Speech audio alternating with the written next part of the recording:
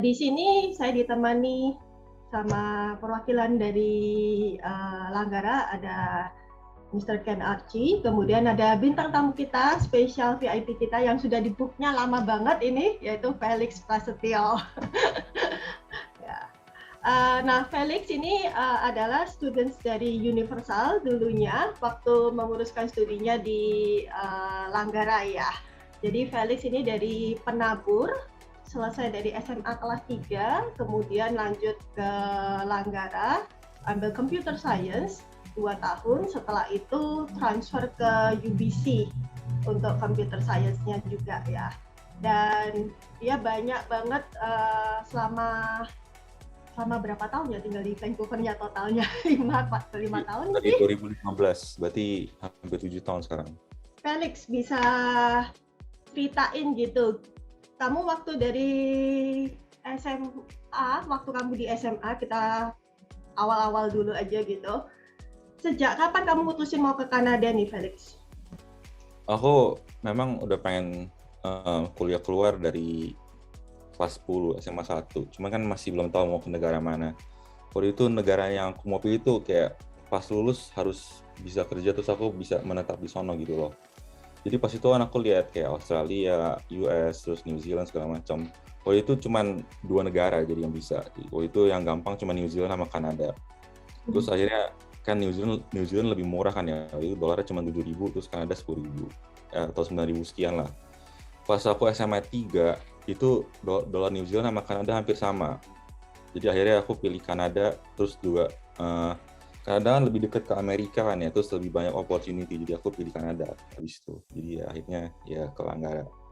Nah terus gimana, kamu pastinya karena kamu udah pengen ke luar negeri dari grade 10 gitu, kamu bandinginnya gimana tuh dari hasil browsingan kamu? Sampai akhirnya end up-nya adalah kamu pilih ke Kanada, spesifiknya ke Langgara gitu. Aku waktu itu memang negaranya pokoknya kayak kriteria buat aku tuh aku harus bisa kerja di sana terus menetap di sana pas lulus gitu loh. Jadi cuma Kanada sama New Zealand doang. Jadi kayak negara lain aku udah nggak lirik lagi gitu loh. Kayak Amerika susahnya setengah mati, terus Australia kayak agak susah juga sekarang. Jadi aku akhirnya pilih Kanada. Terus ya udah akhirnya aku lihat universitasnya cuma ada 3 yang standar yang top kayak University of Toronto, terus McGill sama UBC-an. Terus akhirnya aku lihat kayak UBC kayaknya waktu itu U of T mahal banget kayak parah banget kayak hampir 50.000 kali 1 tahun. UBC masih sekitar 28.000 kalau nggak salah. Terus aku kan mikir juga bisa college dulu 2 tahun lebih murah kan ke Langgara. Udah akhirnya aku pilih ke Vancouver. Ceritain dong sekolah kamu di Langgara itu berapa lama pengalaman kamu di sana kayak gitu. Aku di Langgara 2 tahun, 5 semester berarti. 5 semester, terus ya udah aku berarti transfer 60 kredit ke UBC. Jadi aku pas masuk UBC, statusnya masih second year tapi kayak udah mau ke third year gitu. Karena ada beberapa course yang belum aku ambil di UBC. Maksudnya aku nggak ambil di Langgara, harus ambil di UBC. Jadi kayak statusnya masih second year tapi kayak udah tinggal dikit lagi ke third year gitu loh. Jadi kayak tapi tetap 60 kredit yang ditransfer. Nah, waktu kamu di Langgaranya gitu, satu kelas berapa orang tuh? Beda-beda, tapi mostly kayak pas aku SMA 35 orang, 40 orang. Tapi ada beberapa kelas yang kelas komsai yang gede kayak teater gitu kelasnya kayak itu 150 orang. Tapi itu jarang kelas yang kayak gitu. Biasanya kebanyakan 35 orang.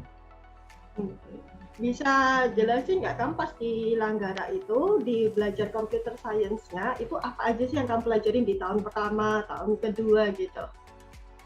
Aku ada dokumennya sih bisa aku share semuanya. Jadi Felix berbaik sekali gitu untuk membuatkan langsung mata pelajarannya yang dia ambil selama di Langgara. Jadi siapa di sini tertarik untuk computer science bisa tinggal langsung melihat.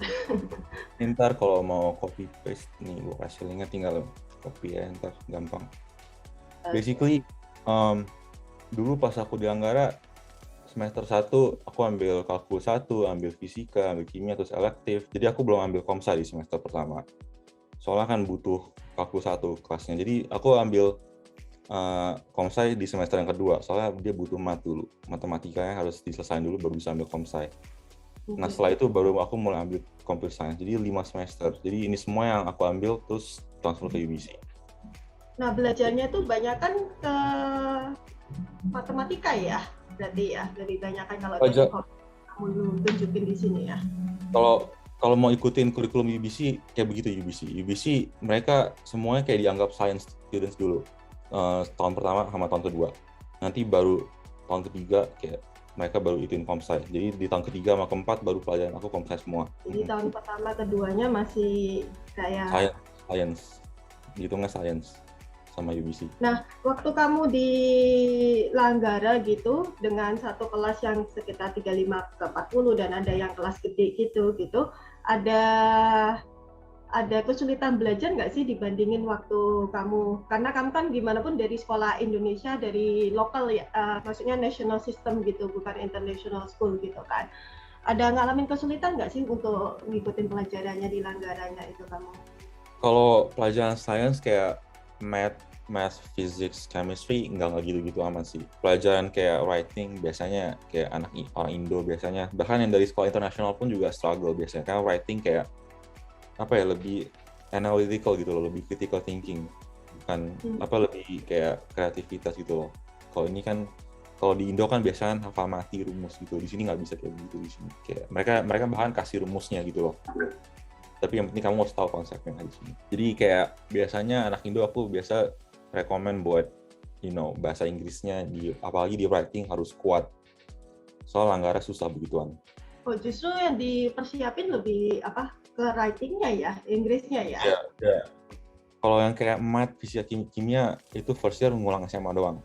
Menurut aku anak Indo pasti bisa begituan. Kayak menurut aku nggak perlu. Coba ceritain dong tentang ini checklist kamu itu. Jadi basically ini checklist, buat yang mau kuliah di Langgara. Jadi kalau first year student biasanya kan harus ambil first year math, physics, chemistry. Nah itu semua Langgara tuh butuh tes dulu gitu loh. Buat mereka tahu kamu tuh bisa nggak di kelas itu. Biasanya kan course registration kan bulan Juni kan ya. Anak Indo biasanya ke Kanada baru bulan Agustus atau September gitu kan. Jadi kalau mereka baru masuk ke kelas itu bulan Agustus atau September, itu udah penuh kelasnya biasanya. Mereka harus masuk waitlist, terus nggak bisa ambil kelas itu. Jadi biasa aku suruh anak-anak Indo buat email ke Department Physics, Chemistry, sama Math buat ngomong ke mereka, masukin mereka ke kelasnya dulu. Nanti kalau tesnya mereka gagal, baru di-drop dari kelas itu gitu loh. Nah berarti kirim email ke department ya itu harus dilakukan sebelum June ya, karena sebelum course registration mulai kan. Ya ini aku ada email template ntar nih, tinggal copy paste dong. Biasanya anak Indo kayak mereka bingung biasanya mau tulis apa kan, jadi kayak aku bikin tinggal ntar ngomong ini. Ini aku kenal kok gurunya. Ini Bradley aku kenal nih. Baik ini semua baik orangnya. Oke, ya. Balik lagi ke situ. Jadi kirim email itu sebelum June, sebelum course registration ya. Iya. Kalau nggak nanti ribet. Nanti nggak bisa daftar kelas gara-gara tesnya belum ada. Gitu loh. Nanti kamu bisa mundur 1 semester gara-gara begituan. Karena nggak ada course yang bisa diambil. Soalnya kayak contohnya kayak semester pertama kan aku ambil math, physics, sama chemistry kan. Ini 3 kelas ini nggak bisa diambil kalau belum ngelakuin PDT, MDT sama CDT di Langgara. Physics, test. Ya, itu harus diambil. Jadi nanti pas nyampe di Vancouver, nanti bikin appointment sama gurunya, ambil 3 tes ini. Dan 3 tesnya kalau berdasarkan pengalaman kamu waktu itu, susah nggak? Gampang, kalau yang math gampang. Math, kimia aku nggak ambil, kimia. Jadi kalau yang kimia, kalau kamu udah lolos math, yang kimia biasanya nggak perlu ambil lagi. Tapi nggak tahu sekarang gimana ya. Dulu aku nggak perlu ambil kimia, cuma ambil math doang. Yang physics agak susah, soalnya mereka tuh nggak tes kayak di Indo yang tinggal masukin rumus terus jawabannya keluar. Di sini kayak mereka tes konsep gitu. Jadi yang physics agak lebih susah, yang math gampang. Yang math cuma kayak aljabar doang. Terus kalau yang itu English testnya? English test nggak perlu buru-buru kok. Soalnya menurut aku semester 1 tuh udah lumayan berat kalau ambil fisik sama chemistry. Soalnya ini 2 kan ada lab kan ya, ini 2 kelas ini. Jadi ambil English-nya di semester yang nanti, yang selanjutnya. Entah di spring atau di summer. Jadi ambil LIT-nya juga bisa ditunda dulu nanti, kayak di bulan Oktober, November, Desember. Jadi kalau usah buru-buru Pak, please. Nah, English test-nya ini ya, yang kamu cerita susah ini ya, gimana ya? Ya ini basically English test-nya kayak mirip-mirip IELTS gitu, cuman lebih akademis gitu loh. Mereka mau tahu kamu grammar kuat apa enggak, bisa develop topics apa enggak gitu loh. Biasanya anak info, biasanya aku lihat mereka kayak struggle-nya di grammar biasanya, di writing, sama topiknya kayak mereka nggak kembangin gitu loh, kayak cuma basics doang nulisnya, kayak kurang kuat gitu loh argumennya. Jadi kayak ini yang biasa aku tekanin buat praktis. Kalau yang matematika semua itu kayak pasti bisa, kayak aljabar doang biasanya. Oke. Nah ini kan mau tanya atau mau nambahin sesuatu? Ya, jadi aku nambahin dikit aja mumpung kita lagi bahas ini. Jadi kalau untuk sekarang itu biasanya student yang paling pertama akan di-email sama program coordinator itu adalah MDT test. Jadi MDT-nya itu biasanya akan dilakuin online setahu saya sekarang.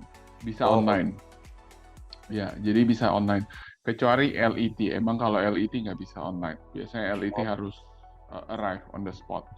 Tapi kalau MDT bisa. PDT agak jarang sih. Soalnya kalau computer science biasanya anak-anak disuruh ngambilnya MDT dulu. Nanti mungkin PDT-nya nyusul.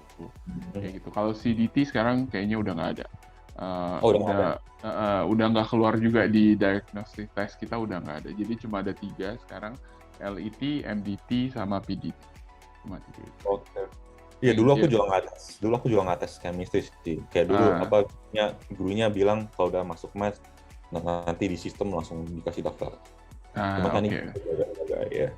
Ya, biasanya sih paling awal anak-anak itu akan dapat confirmation email. Nggak tahu sih, beberapa kali itu saya dapatnya informasi dari anak-anak itu mereka dapat email dari program coordinator itu nyuruh mereka ngambil MDT test kayak gitu. Biasanya sih di email langsung. These days itu biasanya kayak gitu. Nah, Ken, yang MDT testnya itu berarti tetap dilakukannya sebelum Juni juga ya? Bisa dilakukan sebelum registration courses. Jadi tergantung jurusan. Kalau MDT sama engineering terutama itu mereka akan selalu disuruh computer science sama engineering itu akan disuruh sebulan 2 bulan sebelum course registration. Itu yang aku tahu. Jadi by the time course registration MDT result mereka sudah ada. Ya, aku rekomen juga ambil sebelum course registration sih. Jadi mereka tinggal bisa daftar. Kalau nggak nanti kan susah di software. Bener. Ya, makanya kalau dari saya saran buat student, kalau memang udah dapat offer, udah accept offer, ya udah lagi processing visa, diperhatiin emailnya. Karena kalau sudah menyangkut course registration, terus mathematics test, MDT test, itu langsung ke kalian. Jadi enggak ke Karatna lagi atau Kak Kristen. Jadi langsung ke kalian punya email address. Makanya itu harus diperhatiin.